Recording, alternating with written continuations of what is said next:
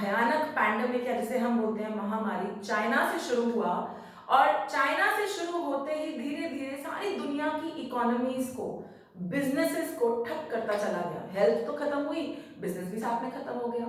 अब सवाल ये उठता है कि चलो हेल्थ पॉइंट ऑफ व्यू से हम सारे जो कर सकते हैं वो हम कर रहे हैं, लेकिन बिजनेस क्या करें? मान लो तुम एक बिजनेस चलाते हो और कोविड ने उसे इंपैक्ट कर दिया, तो अब सवाल ये उठता है क्या ये तुम्हारे कंट्रोल में है, और अगर नहीं है तो इसके बारे में तुम क्या कर सकते हो?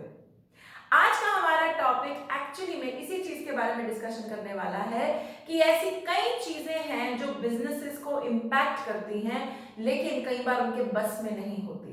That is known as business environment. Welcome everyone, आप लोग देख रहे हैं इको वर्ल्ड डिजिटल क्लासेस। इस समय मैं कर रही हूँ business study series for standard 12 and now we are on third chapter. हम लोग कर रहे हैं बिजनेस एनवायरनमेंट। ठीक है, तो चलो शुरुआत करते हैं। मैंने कहानी ही कोविड से शुरू की और मैंने कहा कि ये एक इंडिविजुअल बिजनेस के कंट्रोल से बाहर है। मतलब कोविड का आना ना हमारे कंट्रोल में था, ना इसका फैलना बियॉन्ड द पॉइंट किसी बिजनेस के कंट्रोल में है, लेकिन देखो असर तो इसका भी बिजनेसेस पे आ रहा है। तो ऐसी कोई भी चीज, ऐसे कोई भी इंडिविजुअल या कोई इंस्टीट्यूशन या कोई भी ऐसी फैक्टर, कोई भी ऐसी चीज दुनिया में जो बिजनेस के कंट्रोल के बाहर है, बिजनेस ऑर्गेनाइजेशन के कंट्रोल के बाहर है, लेकिन उसकी परफॉर्मेंस को या उसके काम करने के तरीके को इंपैक्ट करता है, असर डालता है, उसे हम बिजनेस एनवायरनमेंट कहते हैं। मैं एक और एग्जांपल लेती हूँ। डीमोनेटाइजेशन जब हुई तो वो भी एकदम से सडन थी, पता नहीं था हम लोगों को कि डीमोनेटाइजेशन होगी। अब कई businesses are cash rich business, मतलब उनमें कैश बहुत होता है, रखते भी हैं।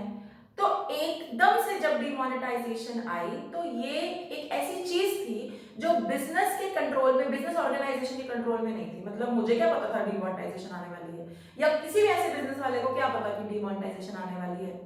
तो पॉइंट नंबर 1 कि ये हमारे कंट्रोल से बाहर, मतलब बिजनेस ऑर्गेनाइजेशन की कंट्रोल से बाहर। और दूसरी बात, ये हमारी बिजनेसेस की परफॉर्मेंस को इंपैक्ट करता है। अब डीमोनेटाइजेशन के समय जो प्रॉपर्टी वाले बिजनेस थे उनमें क्या असर आया? प्रॉपर्टी वाले बिजनेस कैश का बिजनेस काफी करते हैं, उनमें कैश होता है बहुत ज्यादा। भाई कैश ही बंद हो गया, खत्म हो गया, तो सडनली उनका बिजनेस टुक अ डिप, उसकी परफॉर्मेंस पे असर आ गया। ऐसी जो चीजें होती हैं, ये कोई इंडिविजुअल हो सकते हैं, ये कोई इंस्टीट्यूशन मतलब कोई भी ऑर्गेनाइजेशन हो सकती है, ये कोई भी फैक्टर हो सकता है जो बिजनेस को इंपैक्ट करता है, उसको असर डालता है। लेकिन बात यहाँ याद रखने वाली है, ये generally outside the control of business होता है। मतलब हम इसके बारे में, इसको कंट्रोल नहीं कर सकते, हम सीख सकते हैं कि हम क्या करें, कैसे एडजस्टमेंट करें। ठीक है, अब सवाल उठता है कि ये चैप्टर बिजनेस स्टडीज में क्यों है? भाई सीधी बात है, कोई भी बंदा जो बिजनेस चलाता है, चाहे मेरे जैसा सेल्फ एम्प्लॉयड हो या जो फैक्ट्री लगा के बिजनेस कर रहा है, फॉर दैट मैटर जो नौकरी भी कर रहा है, अपना बिजनेस एनवायरनमेंट समझना बहुत जरूरी है।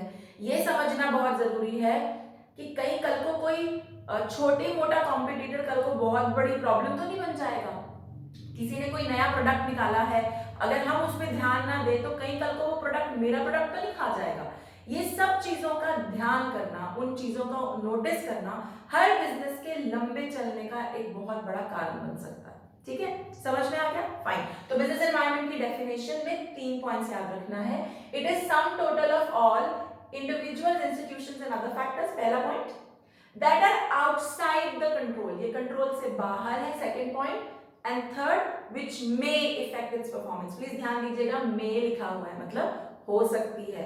ऐसा कई बिजनेसेस हो सकते हैं जिन पे असर भी ना पड़े क्योंकि वो टाइमली एडजस्ट कर लेते हैं, लेकिन mostly it can effect its performance. याद रहेगा 3 पॉइंट? Okay great. अब आओ फीचर्स पे। तो डेफिनेशन से ही कुछ फीचर्स, कुछ कैरेक्टरिस्टिक्स बिजनेस एनवायरनमेंट के निकल के आते हैं। जब मैंने पहला चैप्टर किया था तो मैंने समझाया था कि फीचर्स एंड कैरेक्टरिस्टिक्स का मतलब होता है क्या है ये बिजनेस एनवायरनमेंट, इसमें क्या क्या खूबियां, क्या क्या कमियां हैं, क्या है, what is it in totality. अगर समझना हो तो उसके फीचर्स या उसके कैरेक्टरिस्टिक्स समझो। ठीक है, तो पहला समझते हैं टोटलिटी ऑफ एक्सटर्नल फैक्टर्स। मतलब ये जो बिजनेस एनवायरनमेंट की हम बात करते हैं ना, ये सारी चीजें एक बिजनेस ऑर्गेनाइजेशन से बाहर है, एक्सटर्नल है, इंटरनल नहीं है। इंटरनल का क्या मतलब हुआ? अब मेरे बिजनेस प्रॉफिट अच्छा नहीं कमा रहा, मान लो, ठीक है। अगर वो प्रॉफिट अच्छा नहीं कमा रहा तो ये तो मेरी अंदरूनी इंटरनल प्रॉब्लम है, बिजनेस के अंदर की कोई ना कोई प्रॉब्लम है जिसकी वजह से मैं प्रॉफिट नहीं कमा पा रही हूं। लेकिन अगर कल को मेरे बिजनेस पे बहुत ज्यादा टैक्स बढ़ गया, सरकार ने जबरदस्त टैक्सेशन कर दी मेरे प्रोडक्ट पे, तो अब टैक्स वाली चीज तो मेरे बस में थी नहीं, ये तो बाहर से आई है। तो बिजनेस एनवायरनमेंट में टैक्स वाली बात आएगी, ना कि प्रॉफिट वाली, क्योंकि प्रॉफिट कम या ज्यादा होना इंटरनल प्रॉब्लम है, लेकिन टैक्स लगना, टैक्स के रेट हाई होना, कल को कोई लॉ पास हो जाना, ये सब मेरे बस में नहीं है। मेरे से मेरा मतलब, मैं पूरी वीडियो में मेरे मेरे बोलती जाऊंगी, बट आपको ध्यान रखना है मेरे से मेरा मतलब है मेरे बिजनेस, ठीक है। तो यानी कि सारे फैक्टर्स एक्सटर्नल हैं, बिजनेस एनवायरनमेंट का मतलब एक्सटर्नल फैक्टर्स, ठीक है, nothing internal. Second, specific and general forces, ये बहुत इंपॉर्टेंट है, 1 मार्क के लिए, केस स्टडी के लिए बहुत आता है ये। सेकंड वन, बिजनेस एनवायरनमेंट को दो तरीके की चीजें इंपैक्ट करती है, specific forces and general forces. Specific क्या, स्पेसिफिक शब्द का मतलब क्या हुआ, पर्टिकुलर, और स्पेसिफिक का मतलब है जो एक इंडिविजुअल फर्म को, एक इंडिविजुअल फैक्ट्री को डायरेक्टली इंपैक्ट करती है। जैसा कि किसी की फैक्ट्री है, उसके कस्टमर स्पेसिफिक फोर्स हैं, वो डायरेक्टली इंपैक्ट करेंगे, उसके सप्लायर जो उसको रॉ मटेरियल दे रहे हैं वो डायरेक्टली उसको इंपैक्ट करेंगे, उसके कॉम्पिटिटर्स वो डायरेक्टली उसको इंपैक्ट करेंगे। मान लो यहाँ इस एरिया में 10 फर्म्स हैं और 10 में से कोई एक फर्म है जिसके सडनली बहुत सारे कॉम्पिटिटर्स आए, मतलब वो जो प्रोडक्ट बना रहा है वही वो सारे बना रहे हैं, तो ये उसको इंपैक्ट करेगा, उसके काम को इंपैक्ट करेगा।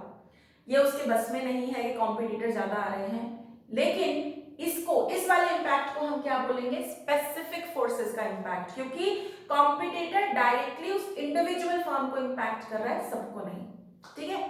जनरल फोर्सेस क्या हुई, जो ये 10 फर्म्स हैं इन सबकी सबको इंपैक्ट कर रहा है, इन सब पे इसका असर आ रहा है। जैसे सरकार ने कह दिया इस एरिया में 10 फर्म्स है, 10 की 10 टैक्स ज्यादा देंगी, अब टैक्स लगा तो किसी एक फर्म पे नहीं लगा, 10 की 10 पे लगा, तो ये जनरल फोर्स है। बिजनेस एनवायरनमेंट बाहर की बात है, टैक्स लगना हमारे बस में नहीं है, और 10 की 10 को इंपैक्ट करेगा, सबको इंपैक्ट करेगा, इसीलिए it is general force. Clear है।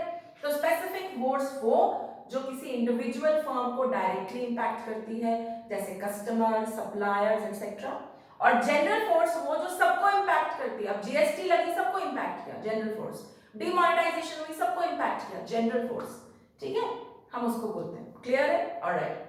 थर्ड, इंटररिलेटेडनेस। अब इंटररिलेटेडनेस का क्या मतलब है, एग्जाम्पल है, कोविड आया, कोविड आते ही तुमने नोटिस किया होगा हर कोई मास्क बनाने लग गया और सैनिटाइजर्स बनाने लग गया, और कई लोग तो एयर प्यूरिफायर्स वगैरह भी बनाने लग गए। अब ये क्या बला हुई, कोविड तो चाइना ने शुरू किया और वहां से ये चीज कहां से आई, एग्जैक्टली यही पॉइंट है ये, क्योंकि बिजनेस एनवायरनमेंट आपस में रिलेटेड होता है, कहीं पर कुछ होता है उसकी वजह से रिपल इफेक्ट, रिपल इफेक्ट मतलब एक के बाद एक के बाद एक असर होने लगता है, एंड उसकी वजह से कई चीजें बदल जाती हैं। अब क्या हुआ, कोविड शुरू हुआ तो कुछ बिजनेसेस ने इसको अपॉर्चुनिटी को समझा और मास्क बनाना शुरू कर दिया, चीज कुछ बिल्कुल ही अलग हुई थी, असर बिल्कुल अलग हो गया। तो बिजनेस एनवायरनमेंट रिलेटेड होता है आपस में। एक और एग्जांपल लो, जब योग हमारे देश में योगा का इंपॉर्टेंस बढ़ा, तो जितनी ये थी ना कोल्ड ड्रिंक्स की जो सेल है पहले जितनी होती थी उसके कंपैरिजन में बहुत ज्यादा घट गई। अब ये क्यों हुआ, अगेन इंटररिलेटेडनेस, योगा की अवेयरनेस बढ़ना, अपने हेल्थ के प्रति हमारा जागरूक होना has directly impacted the sale of all the cold drinks in the country, क्योंकि सडनली, अब देखो बच्चों की बात, तुम लोगों की बात अलग है, हो सकता है तुम लोग जानते बूझते भी अभी भी पीते हो, बट हम लोगों की अगर हम बात करें ड्रास्टिकली कम हो गई है, उसकी जो खपत है, जो सेल थी वो कम हो गई। क्यों, क्योंकि हेल्थ अवेयरनेस बढ़ी, योगा का प्रमोशन होना बिजनेस एनवायरनमेंट का हिस्सा, और इसने डायरेक्टली इंपैक्ट कर दिया कोका कोला और पेप्सी और जैसी कोल्ड ड्रिंक्स है इनकी इंडस्ट्री को। तो क्लियर इंटररिलेटेडनेस है, एक चीज कहीं पर होती है उसका असर कहीं और दिखने लग जाता है, ठीक है। फोर्थ, डायनामिक होती है। डायनामिक शब्द का मतलब होता है एवर चेंजिंग। भाई बिजनेस एनवायरनमेंट एक ऐसी चीज है जो आप प्रिडिक्ट नहीं कर सकते, आप सिर्फ थोड़ी सी दूरदर्शिता रख सकते हैं, फोरसाइटेडनेस हम जिसे बोलते हैं, पहले ही उसको समझ सकते हैं और उस पर में कुछ कर सकते हैं, क्योंकि इट इज एवर चेंजिंग, ये स्टैंडर्ड नहीं रहने वाली। मेरे पास बहुत एग्जाम्पल है इसके, पहला एग्जाम्पल सुनो, एप्पल आईफोन का आना, एंड्रॉयड फोन्स का आना, और जो बाकी डब्बा फोन्स है इनका खत्म हो जाना। ये तुम्हें लगता होगा 15-20 साल की बात है, ये 15-20 साल की बात नहीं, कुछ ही सालों में ये चेंज हुआ। हमारे टाइम में हमने, एटलीस्ट मैंने वो वाला कैमरा भी देखा है जिसमें रोल लगती थी, फिल्म वाली रोल। फिर डिजिटल कैमराज आए, अब कैमराज होते ही नहीं, अब फोन है, और अब ना there Apple phones and all of those जिनका इतनी अच्छी स्नैप्स आती है कि तुम्हें फोन की जरूरत ही नहीं, मतलब तुम्हें कैमरा की जरूरत नहीं है, ठीक है। और सुनो, बड़े चेंजेस हैं, वॉचेस को देखो, कितनी स्मार्ट, अब तो स्मार्ट वॉच भी आ गई है।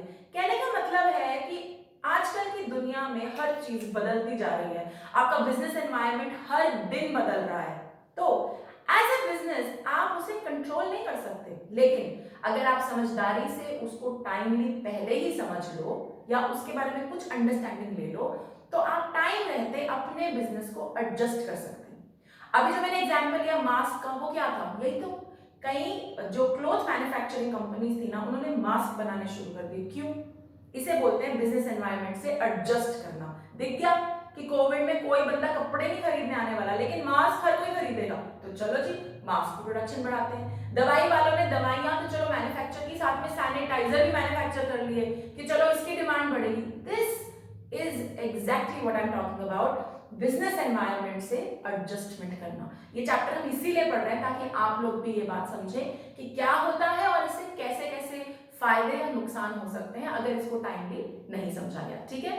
अभी इसके बाद फीचर्स 8 हैं total, there are 8 features in total. अभी हम इस वीडियो में आज 4 करेंगे एंड वी विल कंटिन्यू अगले 4 इन द नेक्स्ट वीडियो, ठीक है। अगर आप लोग मुझे YouTube पे देख रहे हैं तो लाइक शेयर एंड सब्सक्राइब करना बिल्कुल मत भूलिएगा, कमेंट करना भी मत भूलिएगा। Till then bye bye, take care.